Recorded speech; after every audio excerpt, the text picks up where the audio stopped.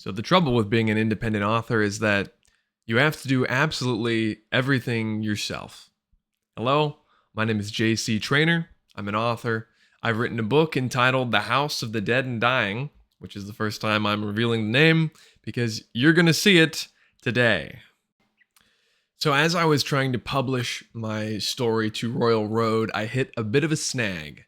I realized that I don't have a cover for my book, and I didn't want to just have like a white page with black text on it with the name of my story. So I went ahead and I tried designing some covers for my book. But the trouble is that I don't have any real artistic talent, and I'm not really great at graphic design.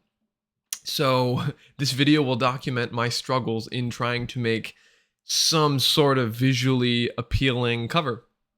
Now, I could have used AI to make a pretty good looking cover, but I really hate AI, so I didn't do that.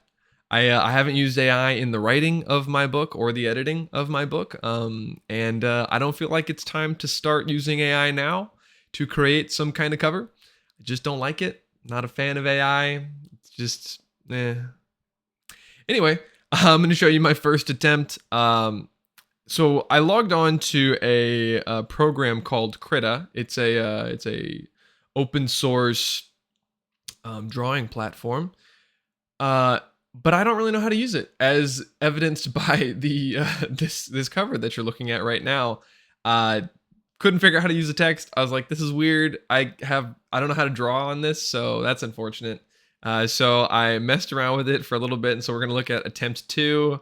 Okay, so look at that. I was able to figure out how to use the text, but unfortunately, I just had a white background. And actually, the reason why I gave up on Krita, now that I'm remembering, is that the actual font was grainy. When I would type into it, I couldn't figure out how to increase the resolution of my font. So I was like, I can't use this. So I remembered that my wife is quite savvy with Canva, which is another program website for design. And so I jumped over to Canva for my attempt 3, which I'll put on the screen now. Yep, that's Canva. It was a lot easier to use. There is a paid version of Canva and there is a free version. I just used the free version and just used little shapes to create a minimalistic drawing, which you don't get to see yet. But the text is a lot easier to manipulate. So if you are trying to come up with something, I do recommend Canva. Pretty easy. So we're going to go into attempt 4. Okay, look at that. We've got color now. Oh my goodness. And a different font, which is great. That is a gradient that I did from blue to red. I love gradients. I think they look really cool. But unfortunately, I don't know if a simple gradient from blue to red would garner too much attention. So we're going to go to attempt 5. Okay, yes, this was a cool one. I saw they had a teardrop shape that you could use in your drawings, and I used it to create the effect of blood. I think it looks pretty cool. Everyone who I've asked has said they like this one the best, which is kind of unfortunate for me because I actually like my next attempt, which I'll show you now. All right, so let's take a look at attempt 6. This is my personal favorite of that which I designed.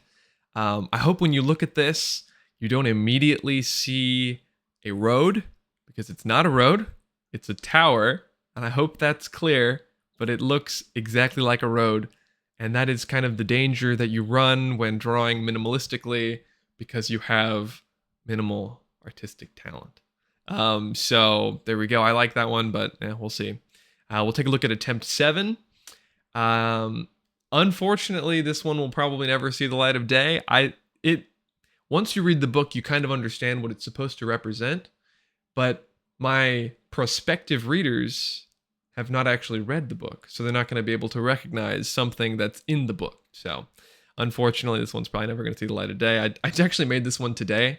I made all the other attempts a few days back, but this one I was experimenting today, and I was like, it looked a lot better in my head when I thought about it. So, all right, everybody, now it's time for some audience participation. I need your help.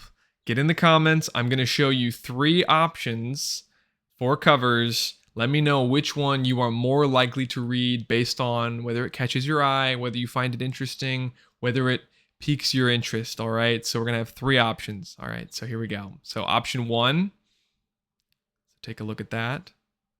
Okay. Option 2, take a look at that one. It's my favorite. It's fine. It's fine. Whatever. It's fine. It's just my favorite. It's fine. And then option 3. You haven't seen option 3 yet, but my wife actually made this one, and she wanted me to put it in the video. So we're putting it in the video. So please let me know what you think is best, what you think would be good or eye-catching. As always, thank you for watching my video. Like and subscribe if you'd like to. And we'll see you in the next video. Thank you.